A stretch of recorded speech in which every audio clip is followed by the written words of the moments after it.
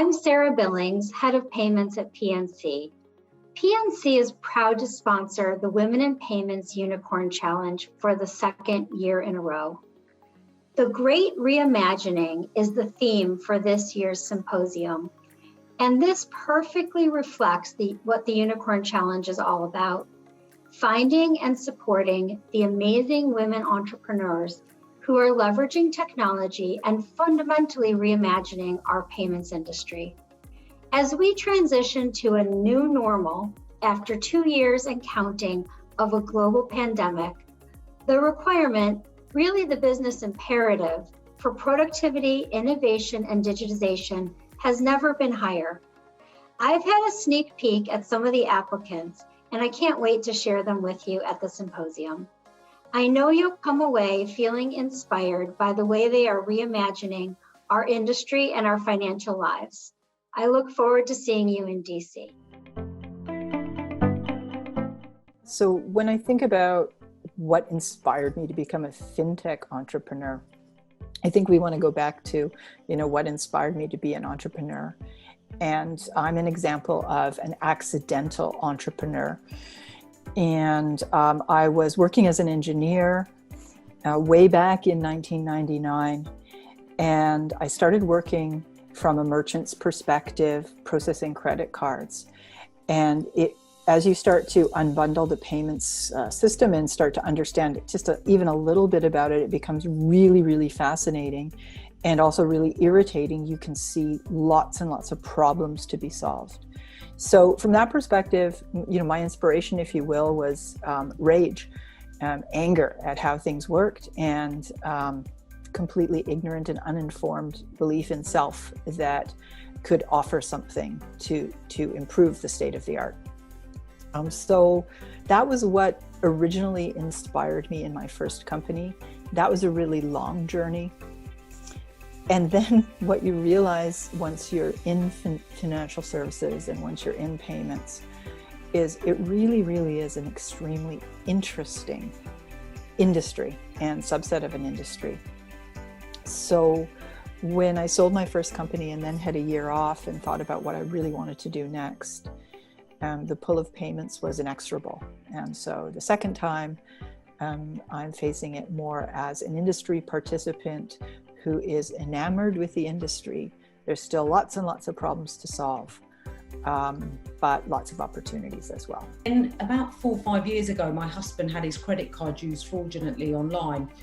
He had to cancel the card. We had to wait for 2 weeks for the card to come through the post, and then had to plug in all of that data across, over 100 online locations. And it was really at that point, penny dropped, and we realized, oh my God, none of us actually own any of our personal or our payment information.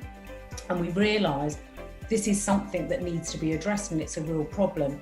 And because Alistair had also come from a product background, on the technical and strategy side, we both did very different things, and we found the challenge really. So yeah, that's what we've taken on. We absolutely believe people should own their own personal data, and that privacy is a fundamental human right, and the way that it's stored today is completely broken. So we've got our mission, and really that's what inspired the creation of Nuggets and what inspires us to, run the business essentially.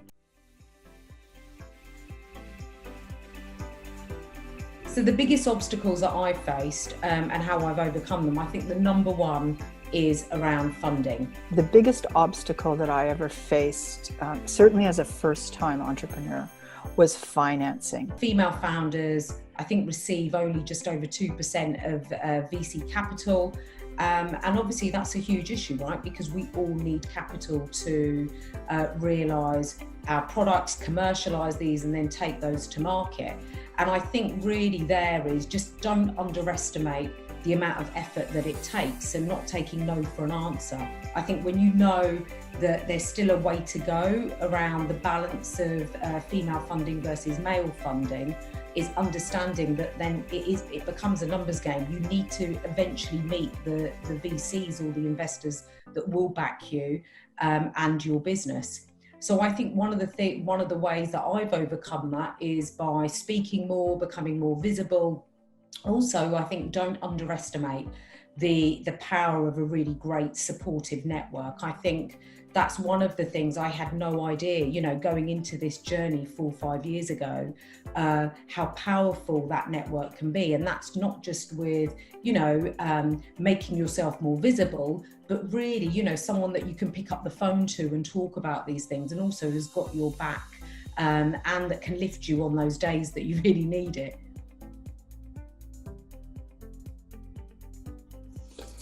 So pitching in the Unicorn Challenge for FISPAN, which is my first opportunity to pitch, was super fun. And the biggest benefit for FISPAN from that particular pitch fest was actually internal.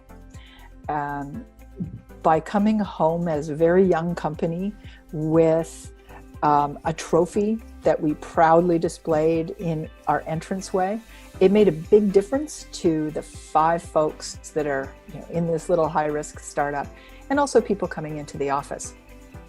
Pitching at the Unicorn Challenge is incredibly beneficial. You not only get the opportunity to present your startup, you know, to a number of successful women across, you know, some of the biggest corporates globally. So you get to share your product, but you also get some really invaluable feedback. And I think that's something that, you know, I can't stress enough. It's almost like just that alone, without even winning the Unicorn Challenge, is just a phenomenal feedback, essentially, that loop into, because a lot of the people that you're presenting to are normally those that you'd be presenting to in a commercial capacity as well, that procure services like our startups provide. So I think that's number one. And then if you do go on to win the Unicorn Challenge, I mean, I can just say from my perspective, it's been incredibly invaluable. The number of doors it's opened, whether you're talking to, you know, some of the top banks and financial institutions, but also at the speed at which it's grown my network as a result of having, you know, those meetings. So no, it's incredibly invaluable.